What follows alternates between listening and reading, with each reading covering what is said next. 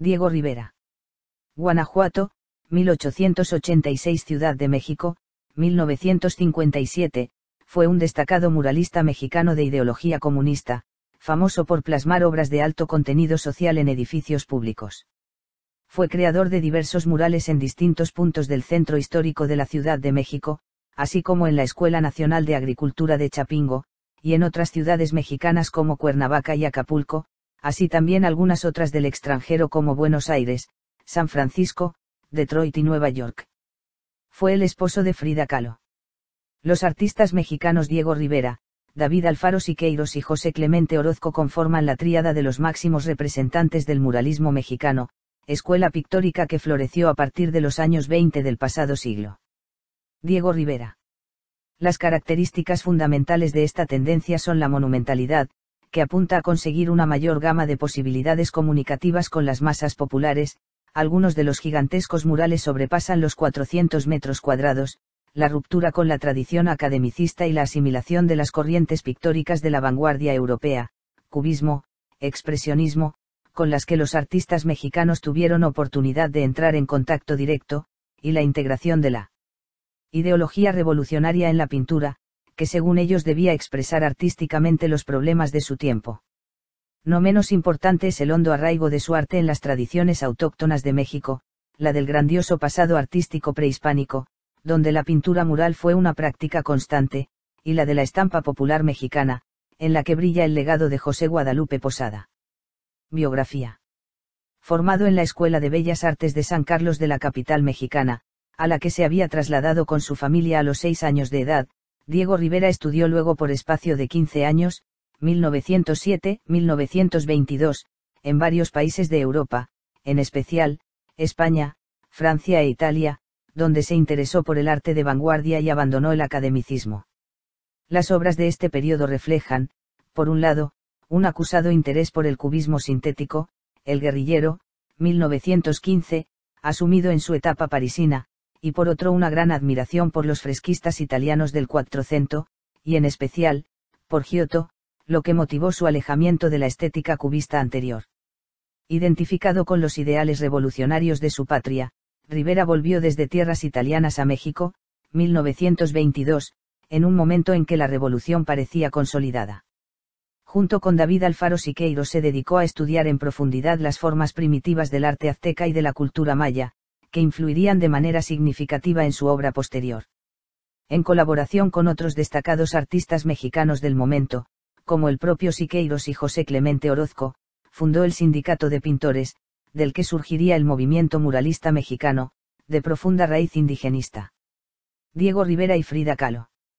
Durante la década de los años 20 recibió numerosos encargos del gobierno de su país para realizar grandes composiciones murales. En ellas, Rivera abandonó las corrientes artísticas del momento para crear un estilo nacional que reflejara la historia del pueblo mexicano, desde la época precolombina hasta la Revolución, con escenas de un realismo vigoroso y popular, y de colores vivos.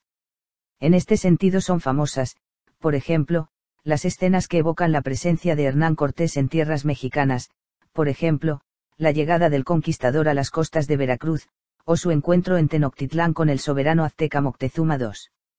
La plenitud del muralismo. La obra de Diego Rivera, y la del movimiento muralista como arte nacional, alcanzó su madurez artística entre 1923 y 1928, cuando realizó los frescos de la Secretaría de Educación Pública, en Ciudad de México, y los de la Escuela Nacional de Agricultura de Chapingo. El primero de estos edificios posee 2 patios adyacentes, de 2 pisos cada uno, que el artista cubrió en su totalidad con sus pinturas murales. El protagonista absoluto de estos frescos es el pueblo mexicano representado en sus trabajos y en sus fiestas. Rivera escribió que su intención era reflejar la vida social de México tal y como él la veía, y por ello dividió la realidad en 2 amplias esferas, la del trabajo y la del ocio, y las distribuyó en zonas arquitectónicas separadas.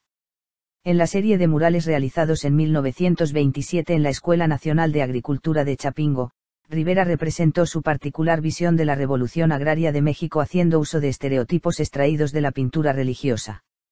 Esto se evidencia en la alianza obrero-campesino, el reparto de tierras o revolución-fructificación, cuyo referente inmediato son las exequias de San Francisco que se encuentran en la Catedral Florentina.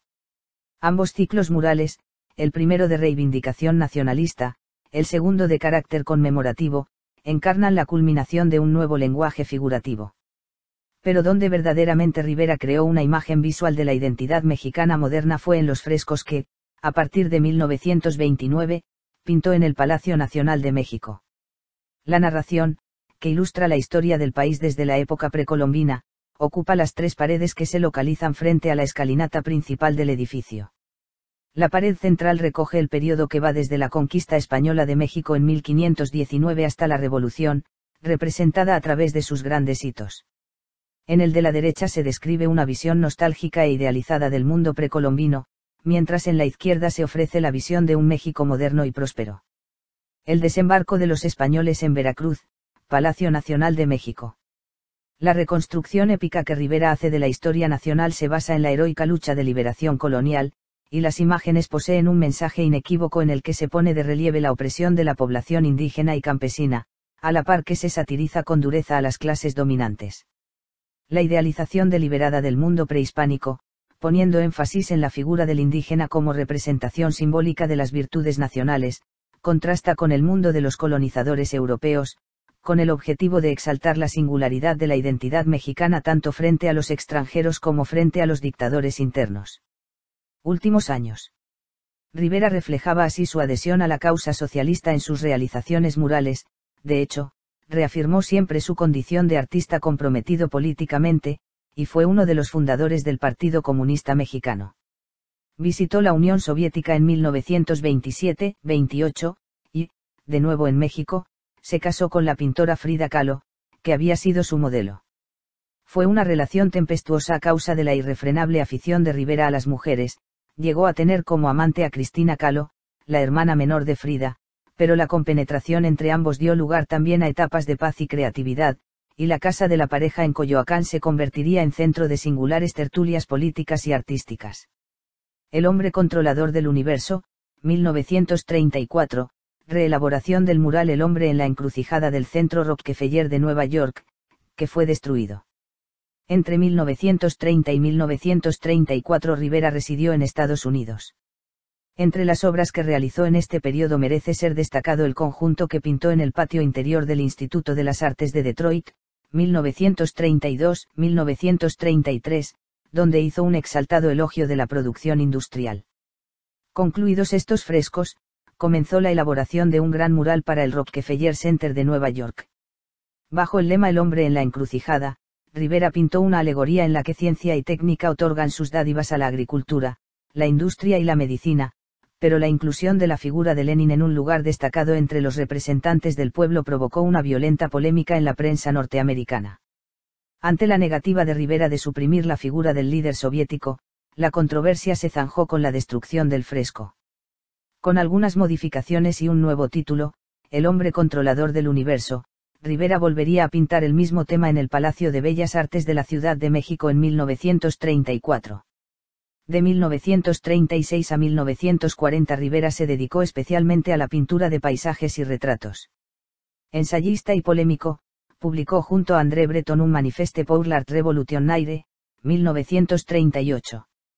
Detalle del mural Sueño de una tarde dominical en la Alameda, 1947.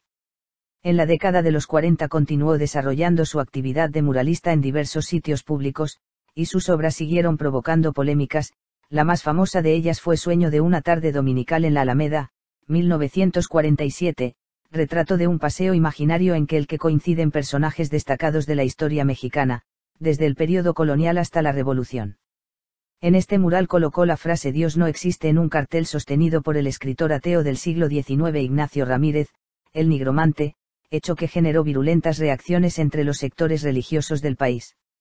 El pintor mexicano legó a su país sus obras y colecciones, donó al pueblo un edificio construido por él, la Casa Museo Anahuacalli, donde se conservan sus colecciones de arte precolombino, y su casa en México Don F. fue convertida en el Museo Estudio Diego Rivera, que alberga obras y dibujos suyos, así como su colección de arte popular.